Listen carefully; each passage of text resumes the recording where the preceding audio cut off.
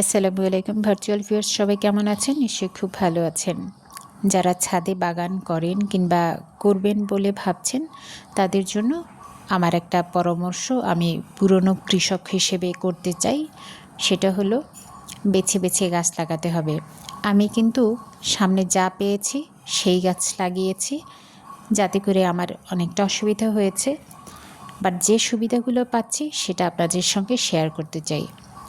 দেখছেন থাই সফেদা ফল, এটা অতি সুমিষ্ট এবং অতি সুস্বাদু। আমরা যে নর্মাল সফেদা খাই সেটার তুলনায় আমার মনে হয় কয়েক কোটি গুণ স্বাদ বেশি, এবং এটার ছোলকা সহ খেয়ে ফেলা যায়।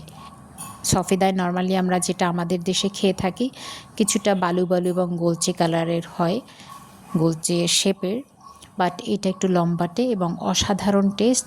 আলহামদুলিল্লাহ। তো আপনি যখন ছাদে বাগান করবেন তবে অবশ্যই একটা থাই সফেদা গাছ লাগাবেন। এটা 12 মাসই এবং 12 মাস আপনাকে ফল দেবে। গাছটা একটু বেশি খাবার খায়, তবে আপনি যদি একটি বড় পট এবং ছড়ানো পটে লাগান সেক্ষেত্রে এটা কিন্তু আপনাকে নিরাশ করবে না।